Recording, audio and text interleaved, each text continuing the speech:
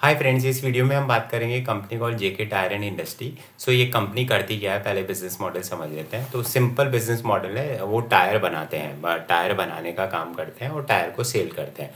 और इनकी बेसिकली दो जगह मैन्युफैक्चरिंग है। One is in India, India में राजस्थान में, मध्य प्रदेश में है, और एक मैक्सिको में है। मैक्सिको में जो धंधा होता है उसमें करीबन 60% के आसपास वो जो है वो डोमेस्टिक कंज्यूम होता है और 40% वहाँ पे वो एक्सपोर्ट करते हैं। इंडिया का most of this happens is mainly India में होता है, बट यूरोप वगैरह में भी एक्सपोर्ट होता है। सो ये मोटा माटी बिजनेस मॉडल है। अब इन terms of growth and everything, अगर मैं इनके Q3 की परफॉर्मेंस की बात करूं तो Q3 में इनका जो रेवेन्यू ग्रो हुआ है वो 15% से हुआ है और मेनली वॉल्यूम से आया है। सो वॉल्यूम ग्रोथ आई है। और वॉल्यूम ग्रोथ कहीं में आई है? वॉल्यूम ग्रोथ ये बेसिकली सीवी में है, कमर्शियल व्हीकल में। तो बसेस की ग्रोथ आई है, फार्म इक्विपमेंट की ग्रोथ आई है, ट्रक्स की ग्रोथ आई है। प्लस इन्होंने अपना पेनिट्रेशन बढ़ाया into the cars as well. तो वहाँ पे प्रीमियमाइजेशन की थीम प्ले कर रहे हैं। तो वहाँ पे इनका ग्रोथ आया है when it comes to and entire growth volume से आई है, प्राइस से नहीं है ये 15% की।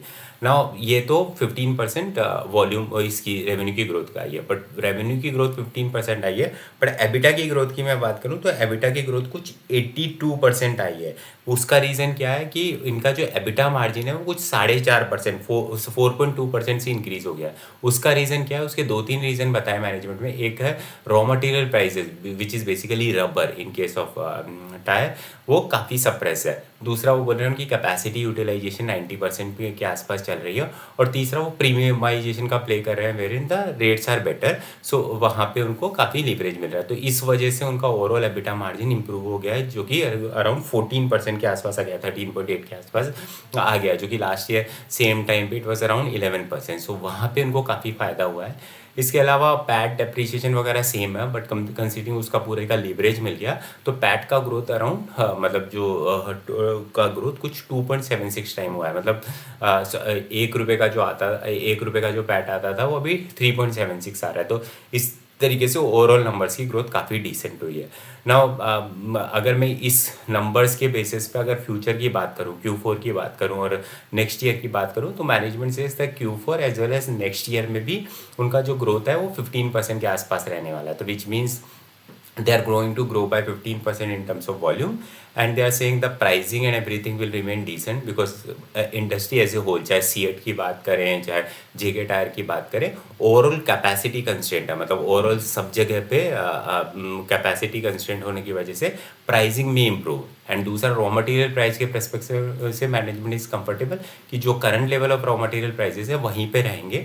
तो ओवरऑल एबिटा मार्जिन वो बोल रहे हैं जो अभी आ गया है 14 के आसपास Q3 के अंदर, वो ही रहने वाला है या उससे इम्प्रूव होने वाला है। तो बेसिकली अगर सेम रन रेट पे अगर हम जाएँ कि 15% का रेवेन्यू ग्रोथ होगा, एबिटा मार्जिन इम्प्रूव होगा, एट द सेम टाइम कुछ वन ऑफ थे इस क्वार्टर में, कुछ लेबर रिफॉर्म्स के, कुछ फॉरेक्स के, कुछ अदर थिंग के, अगर मैं उसे रिमूव कर दूं तो ओवरऑल उसको नॉर्मलाइज करने के बाद में FY26 का जो उनका पी आता है वो पी कुछ 20 के आसपास आता है।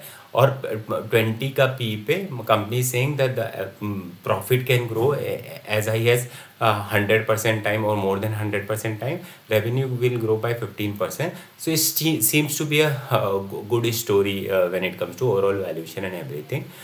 Stock is trading at all-time high. At the same time, if I'll talk about the future growth lever and everything, management says वो 90% कैपेसिटी पे चल रहे हैं। न्यू कैपेसिटी पे वो इन्वेस्ट कर रहे हैं, कुछ 1200 करोड़ के आसपास वो न्यू कैपेसिटी पे इन्वेस्ट करेंगे। At the same time they are getting their inroad in terms of the, जो वो बोला कि कार के प्रीमियमाइजेशन में जा रहे हैं, रिफर्बिशमेंट डिमांड में जा रहे हैं और कस्टमर ऐड कर रहे हैं। So from that perspective overall healthy story. While I don't see this story playing out more than 6 month और 1 ईयर, बिकॉज एक बार अगर आपका ओवरऑल मार्जिन स्टेबल हो गया and everything is done, then it may be a normal story, but for 2-3 quarter it seems to be a decent story.